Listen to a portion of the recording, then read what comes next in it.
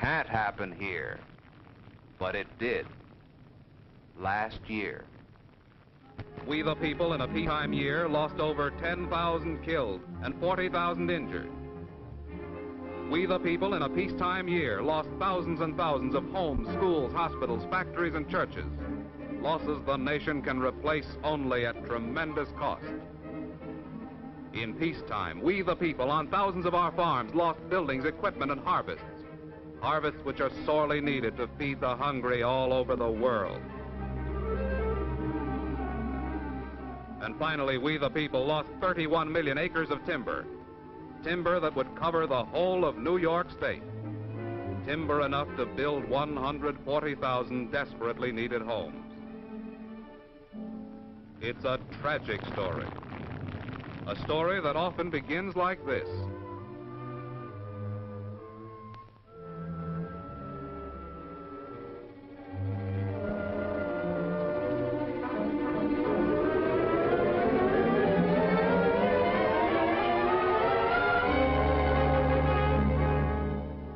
Or maybe the story begins like this.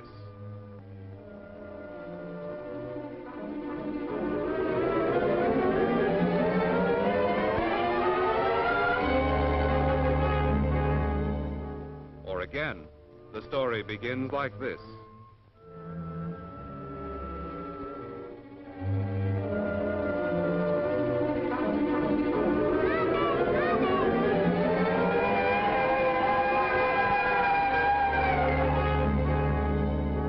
Here's another way the story often begins. Hello.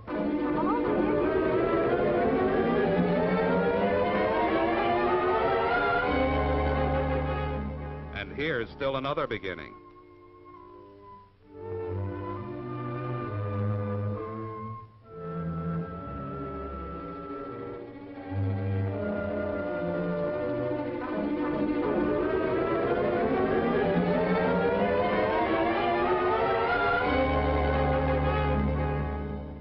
And here's one more beginning.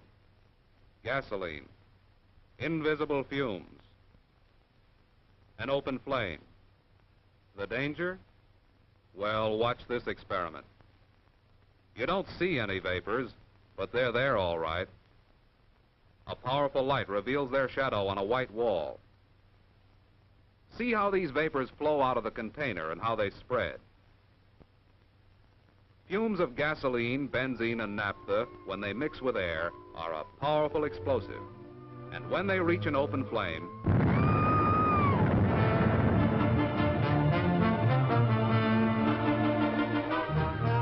every minute of the day and night, all year long, there's a fire. Every hour of the day and night, all year long, one person dies and 4 are maimed by fire.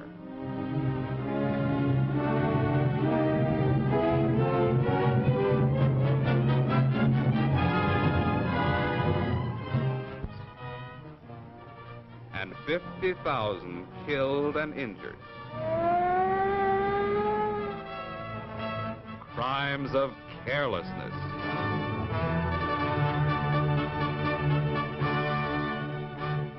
But we, the people who commit them, can also prevent them. Don't put out cigarettes in waste baskets. Have ashtrays, or better yet, smoking stands. A lot of them, and use them. You can smoke in your car. It's safe. But don't throw the butt out the window and destroy another 500,000 acres of forests. Don't let your child maim himself. Even safety matches can be plain murder in the hands of a youngster. Ask yourself how you'd feel if your child... Well, you get the idea.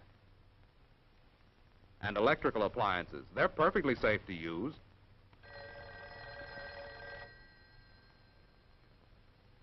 But you do have to turn them off when you leave. Now, about those signs, no smoking. There's only one reason for them. To protect your life and the lives of others who work with you. If you can't take your things to the cleaners, only cleaning fluids approved by the underwriters' laboratories. They don't explode. Safety rules, after all, are just common sense. Unless you're a skilled electrician, don't attempt your own repairs. You're asking for trouble. Defective cords and plugs. Makeshift wires. And extension cords under carpets and rugs are bad fire hazards.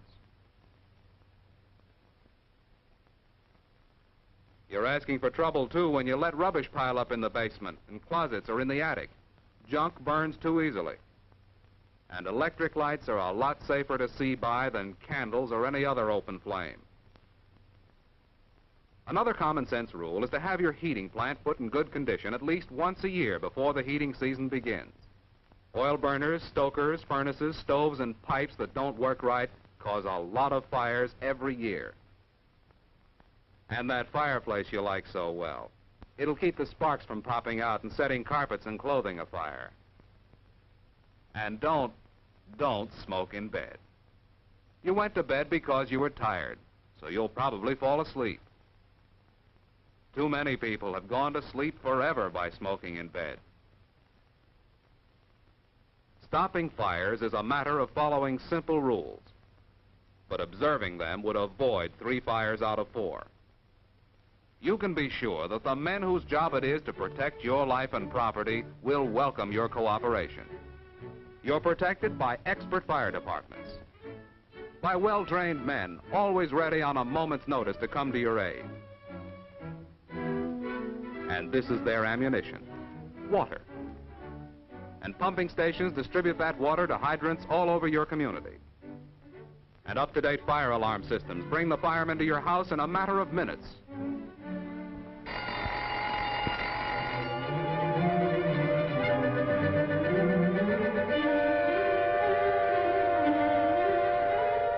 But the efficiency of all these services depends on you reporting the fire promptly. That's why it's important for you and your family to know where the nearest fire alarm box is. And incidentally, if you should turn in an alarm, be sure to wait by the box till the fire engines arrive, so you can quickly show them where the fire is. It's important, too, for you to have the number of the fire department handy near your telephone. Of course, in many communities, you need only call the operator. Half the battle would be won if small blazes could be checked before they become disasters of death and destruction.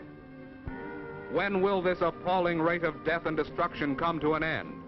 That is the challenge.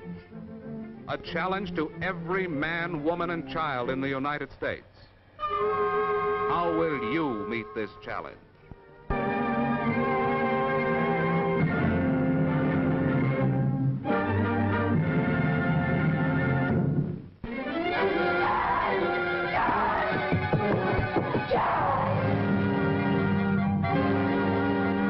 Fire, the fifth horseman, brings death to one American every 48 minutes.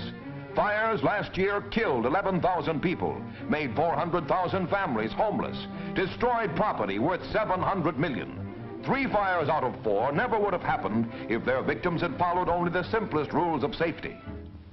Clear out the fire hazard in your cellar. Have your heating equipment inspected. Always leave cigarette butts safe. Throw away worn electric wiring.